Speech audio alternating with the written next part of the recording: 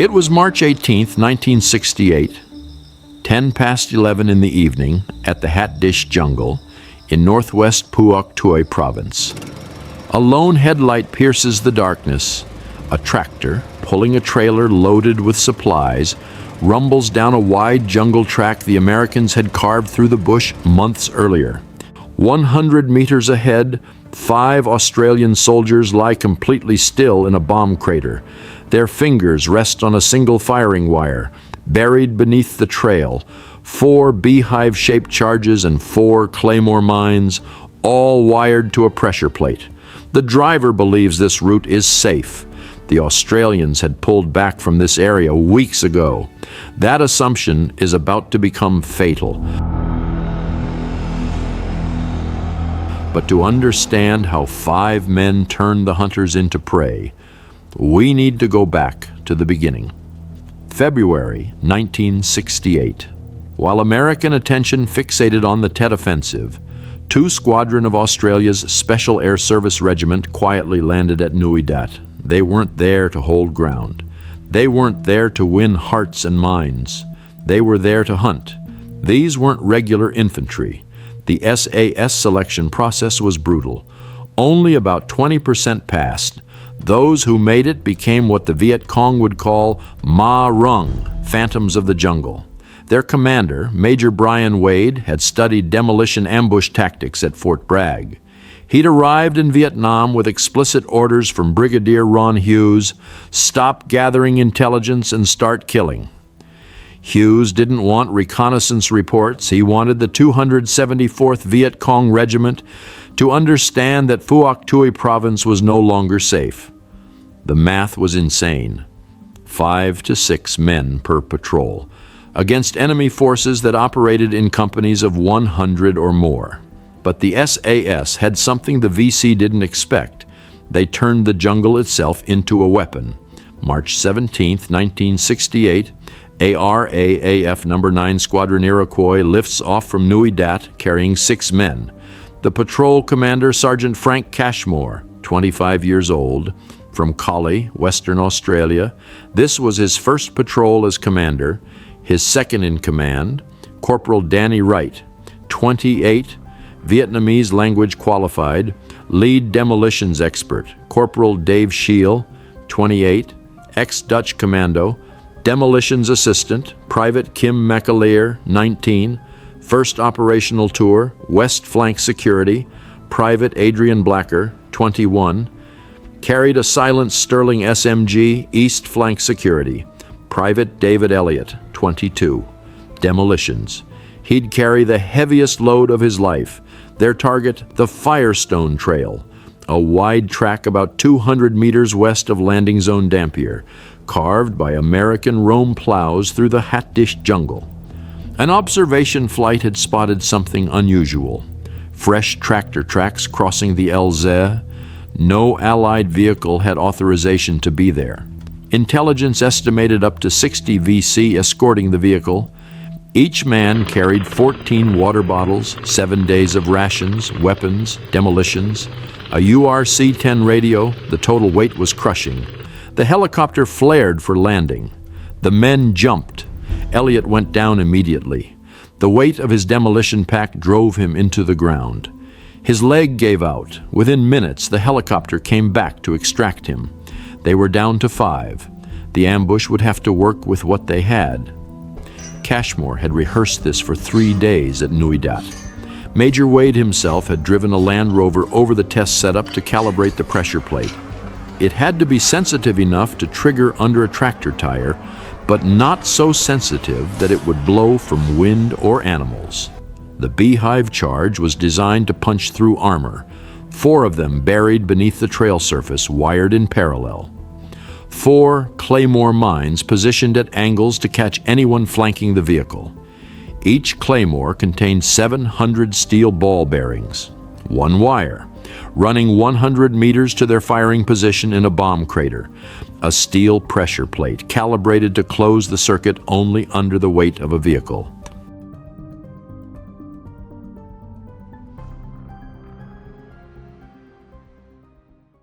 How are you going to operate to achieve that objective? in a similar manner to what they had in Borneo, in the way that there would be 5-man patrols, which would be in a variety of tasks like reconnaissance or search and destroy or those sorts of things. Cordon and search was another method that was used as well.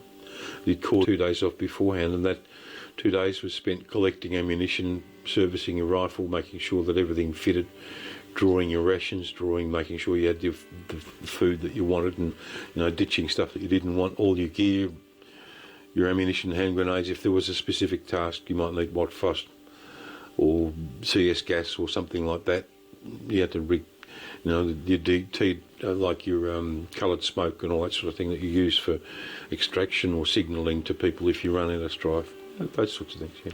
Operating in a different way. We never walked on tracks. We never used a track. If we came to a track, we would sit down for something like 20 minutes before and after crossing it to hear if anyone had seen us or anyone was following up, just to move away, and just move away far enough so that they couldn't see us.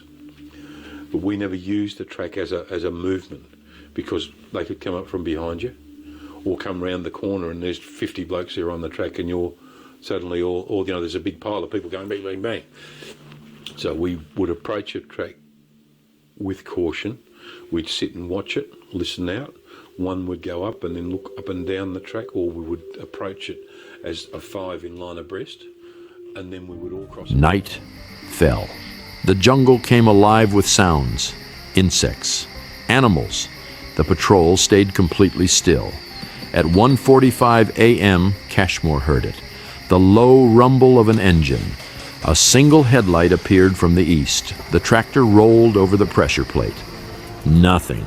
The circuit didn't close. The vehicle was too light, or the plate hadn't seated properly. The VC supply run continued unmolested. At first light, the patrol crept forward. They reset the charges, recalibrated the plate, then disappeared back into their position. The second night, 11:10 p.m. The single headlight appeared again. Same tractor, same route, coming from the west. This time, the Viet Cong driver had no idea he was driving over a firing plate. No idea 5 Australians were watching through the darkness. No idea this section of trail had been turned into a kill zone. The tractor's front tire rolled onto the plate. It was the most horrific explosion I have ever witnessed in my military career. It blew me arse over head backwards. 4 giant orange flames went up into the sky, plus 4 Claymores. It was just unbelievable. 4 Beehive charges detonated simultaneously. The shaped charges turned the tractor into shrapnel. The Claymores shredded everything in a 50-meter radius. 4 Vietnamese voices. Wright, the language specialist, understood at least one of them calling for help. The patrol went to ground, 20 meters back into the tree line, weapons ready. At first light, a lone VC survivor, bandaged and bleeding, staggered across landing zone Dampier. The patrol stayed hidden. No contact. At 9:10 a.m., the Iroquois returned. 5 men climbed aboard, not a single combat casualty. Air reconnaissance photographed the site. The crater was massive. The tractor and trailer were completely destroyed. Official credit, 15 Viet Cong killed. But a VC defector who later came over to the Allied side put the real number at 21. Frank Cashmore would be known in the regiment for the rest of his career as Frank the Tractor Job Cashmore. He returned for a second tour in 1971, but the real significance wasn't the body count, it was the message.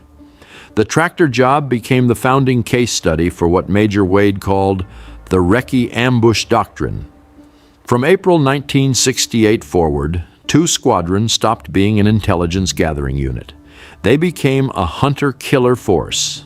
Over 6 years of operations in Vietnam, the Australian SAS would conduct roughly 1,200 patrols. They inflicted 492 confirmed Viet Cong killed against only 2 combat deaths of their own. The Viet Cong called them Ma Rung, phantoms of the jungle, Because 5-man patrols had learned to routinely turn the hunters into the hunted, the tractor job proved what Brigadier Hughes believed, that the SAS wasn't meant to observe and report. They were meant to make the enemy afraid to move at night. And on that trail in March 1968, they succeeded. The Australian SAS would remain in Vietnam until 1971. By then, the strategic situation had shifted. But the tactical lessons from patrols like Cashmore's would be studied at Fort Bragg, Hereford, and special operations schools around the world. 5 men, 4 Beehives, 4 Claymores, 1 wire, and 1 fatal assumption by the enemy that the trail was safe.